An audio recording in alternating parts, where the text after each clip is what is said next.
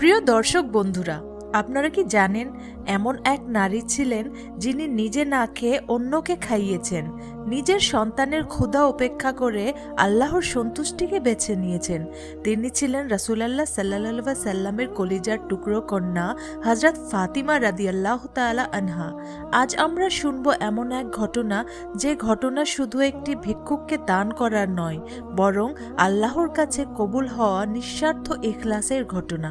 ভিডিওটি শুরু করার আগে প্রিয় দর্শক বন্ধুদের কাছে একটি ছোট্ট নিবেদন, ভিডিওটি পছন্দ হলে একটি লাইক ও চ্যানেলটিকে সাবস্ক্রাইব করতে ভুলবেন না। এই ঘটনাটি সংঘটিত হয় মদিনা মুনাওয়ারায়।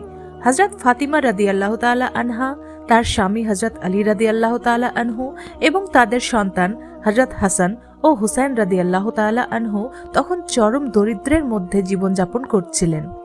একবার হাসান ও হুসাইন রাদিয়াল্লাহু তাআলা আনহু অসুস্থ হয়ে পড়েন। হযরত আলী ও ফাতিমা রাদিয়াল্লাহু তাআলা আনহা মানত করলেন, যদি আল্লাহ আমাদের সন্তানদের সুস্থ করেন আমরা 3 দিন রোজা রাখব। আল্লাহ তাআলা তাদের সন্তানদের সুস্থ করলেন। রোজার প্রথম দিন সারা দিন না খেয়ে ইফতারের সময় এলো। ঘরে ছিল মাত্র কয়েকটি জবের রুটি ও সামান্য পানি।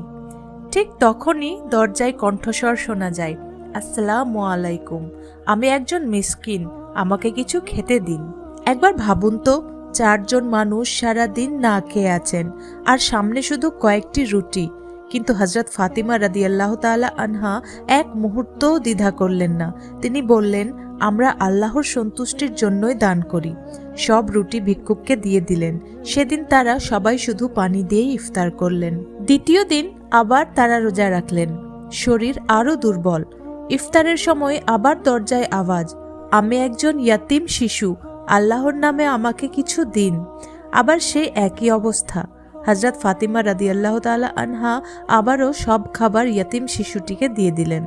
নিজেরা আবারও পানি পান করে রাত কাটালেন। তৃতীয় দিন আবার তারা রোজা রাখলেন। 3 দিনের ক্ষুধায় শিশুরা কাঁপছিল। ইফতারের মুহূর্তে দরজায় আরেকটা কণ্ঠ শোনা গেল, আমি একজন বন্দী, আমাকে কিছু খেতে দিন। ইসলামের সৌন্দর্য এখানেই, বন্দী হলেও সে একজন মানুষ। হযরত ফাতিমা রাদিয়াল্লাহু তাআলা আনহা আবারও সমস্ত খাবার বন্দীকে দিয়ে দিলেন। নিজেরা আবারও শুধু পানি পান করে রাত কাটালেন। পরের দিন রাসূলুল্লাহ সাল্লাল্লাহু আলাইহি সাল্লাম তাদের বাড়িতে এলেন। দেখলেন হাসান ও হুসাইন রাদিয়াল্লাহু তাআলা আনহু দুর্বল। ফাতিমা রাদিয়াল্লাহু তাআলা আনহা এতটাই ক্ষুধার্ত যে দাঁড়িয়ে থাকতে পারছেন না। নবী করিম সাল্লাল্লাহু আলাইহি সাল্লাম অত্যন্ত কষ্ট পেলেন। ঠিক তখনই জিবরাইল আলাইহিস সালাম ওহী নিয়ে আসলেন।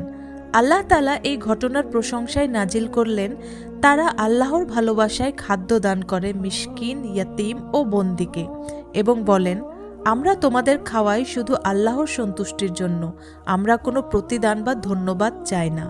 এই ঘটনার শিক্ষণীয় দিকগুলি হলো, দান কখনো সম্পদের পরিমাণ দেখে নয়, দান হয় নিয়ত ও ইখলাস দেখে। নিজের প্রয়োজন থাকা সত্ত্বেও অন্যকে অগ্রাধিকার দেওয়াই হলো প্রকৃত তাকওয়া।